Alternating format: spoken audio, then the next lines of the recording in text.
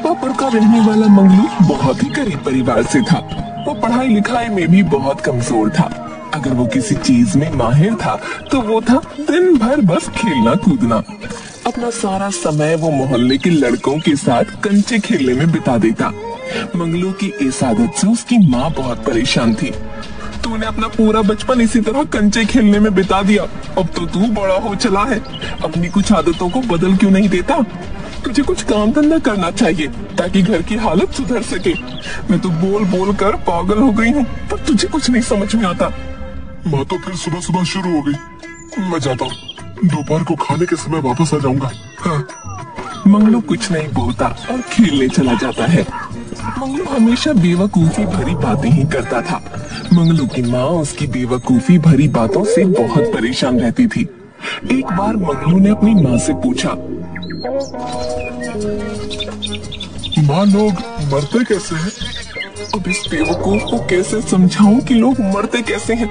लेकिन अगर इसके सवाल का जवाब नहीं दिया तो ये मुझे सोने भी नहीं देगा। अब माँ सोचने लगी कि मंगलू को कैसे समझाया जाए कि लोग मरते कैसे हैं। माँ बताओ ना माँ, लोग मरते कैसे बताओ। बस आंखें बंद हो जाती हैं और लोग मर जाते हैं। अच्छा, मरना इतना आसान होता है? बस आंखें बंद हुई और मर जाते हैं बस। हाँ ऐसे ही मरते हैं। अब तू मेरी जान मत खा, जा यहाँ से।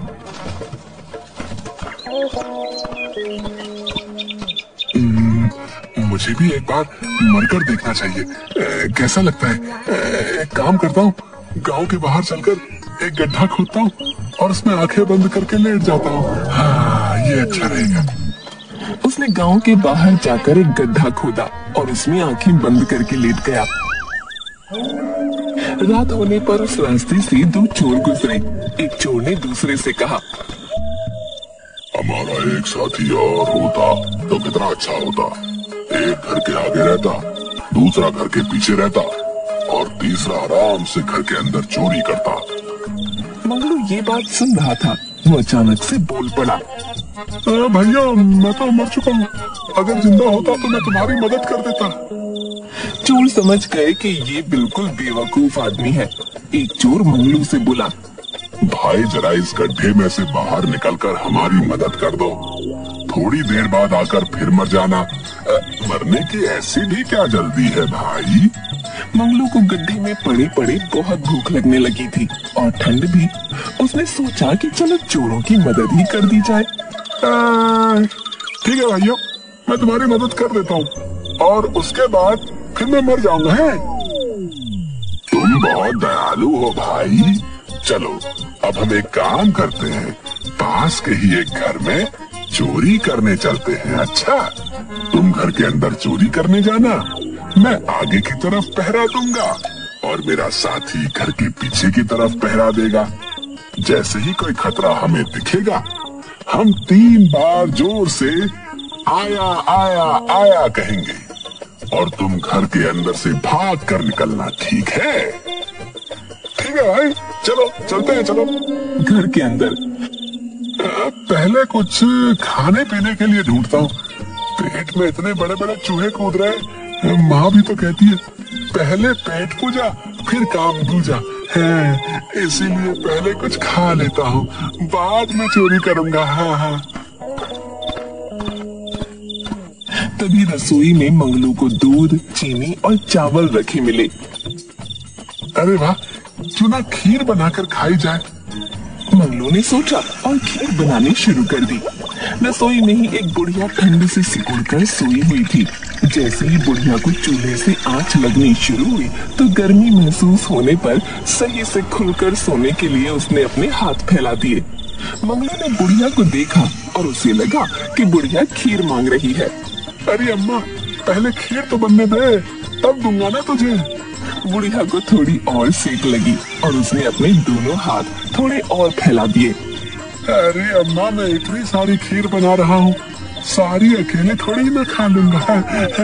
शांति रख, तुझे भी खिलाऊंगा, तुझे भी खिलाऊंगा। लेकिन बुढ़िया को जैसे जैसे सेक लगती रही तो वो और ज्यादा फैलकर सोने लगी। उसने हाथ और भी ज्यादा फैला दिए। मंगलू को लगा कि ये बुढ़िया खीर के लिए ही हाथ फैला रही है। उसने झुंझुलाकर गर्मा गर्म खीर बुढ़िया के हाथ पर रख दी। बुढ़िया का हाथ जल गया। बुढ़िया चीखती चिल्लाती एकदम से हड़बड़ा कर उठ गई। हाय रे मोरी मैया, मैं तो मर गई। ये क्या किया तूने? हाथ जलाकर मारेगा क्या? बुढ़िया की चिल्लाने की आवाज सुनकर सब लोग उठ गए और मंगलू पकड़ा गया। अरे अरे, मुझे पकड़कर क्या करोगी? असली चोर तो बाहर है। मुझे तो बहुत भूख लगी थी, मैं तो अपने लिए खीर बना रहा था। इस तरह मंगलू ने अपने साथ साथ असली चोरों को भी पकड़वा दिया। बड़ी मुश्किल से मंगलू की माँ ने उसे इस मुसीबत से बचाया। घर जाकर मंगलू की माँ ने उसे खूब डांट लगाते हुए कहा, कब तक तो दिन भर ऐसे ही मोहल्ले के आवारा लड़कों के साथ कंचे खेलेगा? अब तो तू बड़ा हो गया है और हट्टा कट्टा भी है, तो कोई नौकरी क्यों नहीं करता? कब तक ऐसे घर बैठे बैठे मुफ्त की रोटियां खाएगा? ठीक है माँ, तुम अगर यही चाहती हो तो अब मैं ऐसा ही करूँगा। मैं कल सुबह ही नौकरी की तलाश में दूसरे गांव के लिए निकल पड़ता हूँ। तुम मुझे रास्ते में खाने के लिए कुछ दे देना है। क्यों दे दूं तुझे? रोटियां बांट देना, मैं गुड़ या नमक से खा लूंगा। अच्छा, घर में सिर्फ नमक है, न गुड़ है न आटा। एक काम करती हूँ, तुझे कागज में नमक बांध कर देती हूँ। जब ज्यादा भूख लगे तो नदी से पानी लेकर नमक घोलकर पी लेना। ठीक है माँ, घर में जो है वही दे दो। मंगलू अगले दिन नौकरी की तलाश में दूसरे गांव के लिए निकल पड़ा। मंगलू ने आधा रास्ता ही तय किया था कि उसे भूख लग गई। वो एक कुएं के पास ठहरा और अपने थैले से नमक निकाल कर बैठ गया।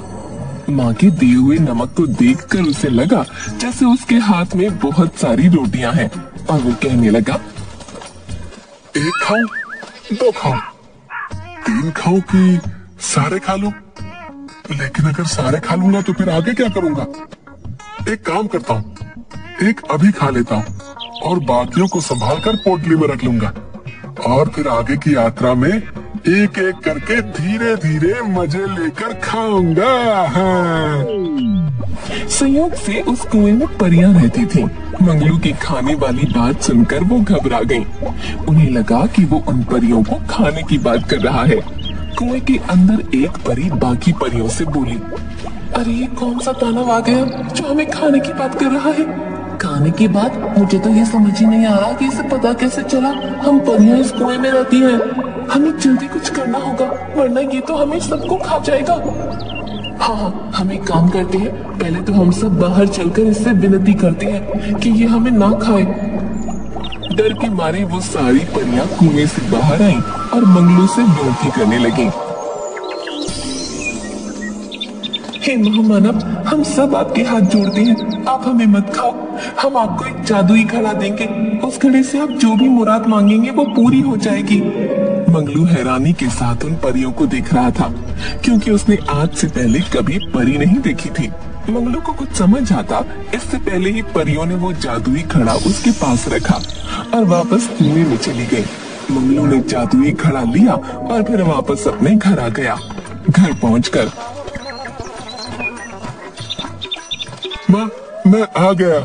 तुम इतनी जल्दी वापस कैसे आ गए? सुबह तो तुम गए थे ना, अभी तो दोपहर भी खत्म नहीं हुई। मुझे पता था तुम कुछ नहीं कर सकते हो।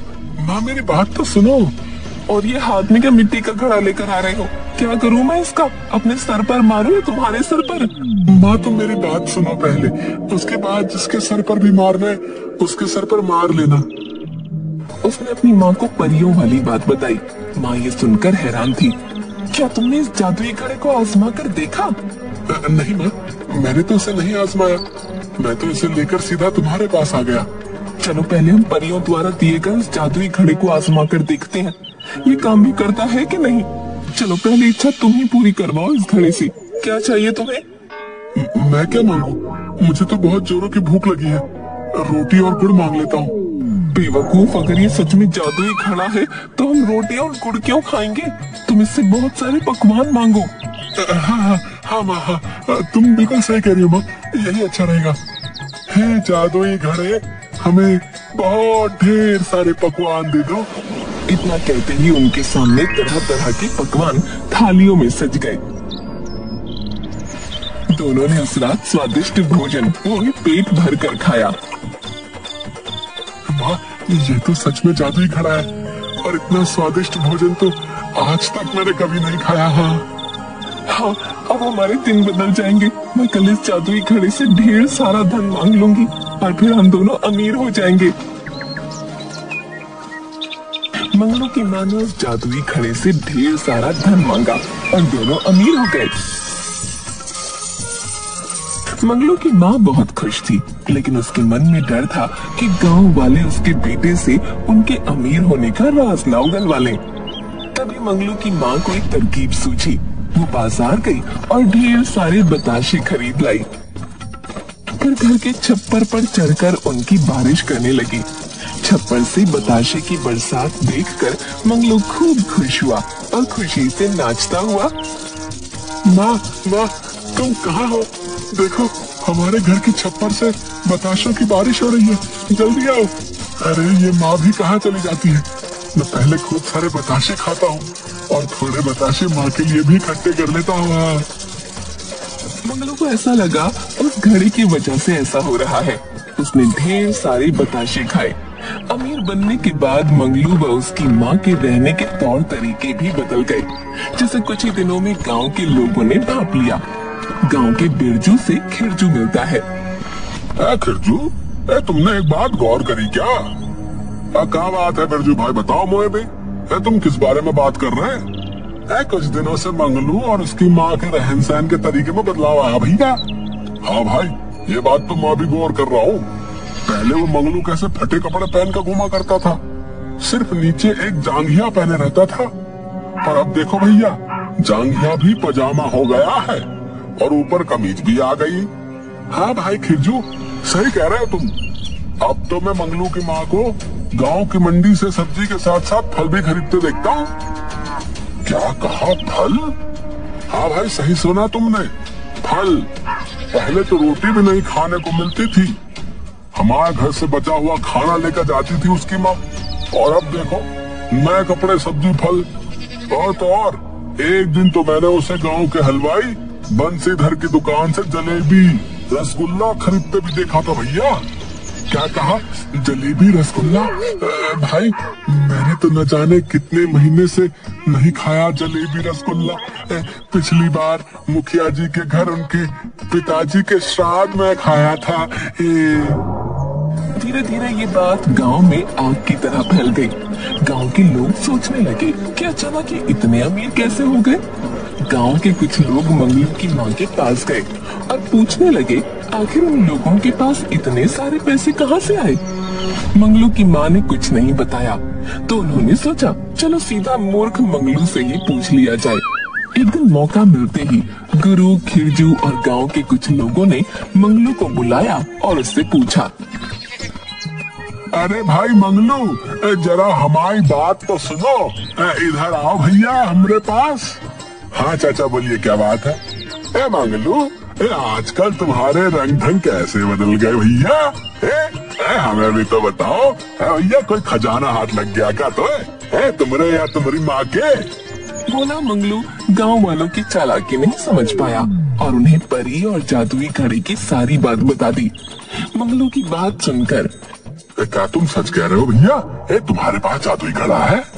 और नहीं तो क्या चाचा, क्या मैं झूठ बोल रहा हूँ? वो सब जानते थे कि मंगलू बेवकूफ है, लेकिन कभी झूठ नहीं बोलता। नहीं नहीं, हमारा ये मतलब ना है। हम जानते हैं कि तुम हमेशा सच बोलते भैया। अच्छा, क्या तुम हमें वो जादुई घड़ा दिखा सकते हो भैया? हमने कभी जादुई घड़ा नहीं देखा ना। वो देखने में तो साधारण घड़ी जैसा ही है चाचा। उसे देखने से आपको नहीं पता चलेगा कि वो जादुई घड़ा है। फिर भी एक बार तो हम भी चाहें कि उस जादुई घड़े को देख ले। क्या पता जीवन में कभी ये मौका मिले न मिले। समझ रहे भैया? ठीक है, आप सब मेरे साथ मेरे घर चलिए। वो घड़ा मैंने माँ को दिया था, उसके पास ही है जादुई घड़ा। गांव वाले मंगलू के साथ उसके घर गए और जादुई घड़ा दिखाने के लिए कहने लगे। इस पर मंगलू की माँ ने कहा, हमारे पास ऐसा कोई जादुई घड़ा नहीं है। तुम लोग तो जानते ही हो मेरा बेटा मूर्ख है, ये तो दिन में भी सपने देखता है। माँ याद करो ना, मैंने तुम्हें ही वो जादुई घड़ा दिया था, क्या तुम भूल गई? उसी घड़े से तो हमने रात में ढेर सारे पकवान खाए थे, और फिर हमारी छप्पर से बताशे की बारिश भी तो हुई थी। ये सुनकर उसकी माँ ने हंसते हुए कहा, लो अब बताओ कोई, हमारा छप्पर से भी कहीं बताशे की बारिश होती है। अब गांव वालों को भी मंगलू की माँ की बातों पर यकीन हो गया था। उन्होंने मान लिया कि मंगलू ने कोई सपना देखा होगा और उन्हें कोई मनगढ़ंत कहानी सुना रहा होगा, और सभी अपने अपने घर वापस चले गए। तभी मंगलू के घर पर उसकी मौसी आती है। बहन, बड़े दिनों बाद आई हो, कैसी हो? मैं तो ठीक हूँ। मेरे घर में बारिश का पानी आने से छत टूट गई है। अब कुछ दिन तुम्हारे घर पर ही रहूंगी। बाजार से मेरे लिए मछली लेकर आ और चावल बना। आज मैं मछली और चावल खाऊंगी। इतना कहकर मंगलू की मौसी नहाने के लिए चली जाती है। मंगलू की माँ मंगलू से बोली, न जाने कहाँ से मुसीबत गले आ गई। बेटा तो एक काम कर, थैला लेकर बाजार से मछली ला। माँ, तू अपने जादुई घड़े से मछली क्यों नहीं मांग लेती? नहीं नहीं, तेरी मौसी के सामने वो घड़ा नहीं निकाल सकते। तू तो जानता है ना वो कैसी है। मंगलू थैला लेकर बाजार की तरफ मछली लेने चल देता है। दूसरी तरफ गांव की नदी के पास मछुआरे मछलियों का बाजार लगाते थे। वहाँ मछुआरों ने नदी में जाल फेंका और उस जाल में मछली की जगह एक मगरमच्छ फंस गया। एक मछुआरा दूसरे मछुआरे से, अरे ये तो मछली की जगह मगरमच्छ का बच्चा फंस गया भैया, अब इसका क्या करें? एक काम करते, अभी इस मगरमच्छ के बच्चे को बोरी में डाल देते और मछलियाँ पकड़ने के बाद नदी में छोड़ देंगे, नहीं तो ये हमें भी मछली पकड़ने नहीं देगा भैया। मंगलू बाजार पहुंचकर एक मछुआरे से पूछता है, अरे भाई, क्या तुम्हारे पास मछलियाँ हैं? भैया अभी तो पहला जाल डाला है, मेरे पास मगर है। मंगलू को मगर की जगह मांगुर सुनाई देता है। हाँ हाँ, मांगुर तो बड़ी अच्छी मछली होती है, तो एक काम करो, मुझे दे दो। अरे तुम कैसी बातें कर रहे हो? जाने दे भाई, अगर उसे मगर चाहिए तो हमें क्या करना है? पैसे मिल रहे, पैसे ले और उसे मगर दे दे। बोरी में है, पैसे दे दो और बोरी ले जाओ। मंगलू मछुआरे को पैसे देकर बोरी लेकर घर जाता है। घर पहुंचकर मंगलू माँ से, माँ, मैं मछली ले आया। कौन सी मछली ले आया जो इतनी बड़ी है? मांगुर मछली है माँ, मांगुर। अरे मांगुर तो बड़ी अच्छी मछली होती है। चल अच्छा ही है जो तू बड़ी मछली ले आया। चलो मुझे भी तो दिखा, ताजी तो है ना? हाँ हाँ, बिल्कुल ताजी है, मछुआरों ने पहला जाल डाला था। मंगलू माँ से बातें करते करते बोरी खोल देता है और बोरी खोलते ही उसमें से मगरमच्छ का बच्चा निकलकर मंगलू के घर में घूमने लगता है। तभी मंगलू की मौसी वहाँ आ जाती है। हाय दैया, मैंने मछली खाने को क्या कह दिया? तो मुझे खिलाने के लिए मगरमच्छ ले आया। क्या यही सिखाया तूने?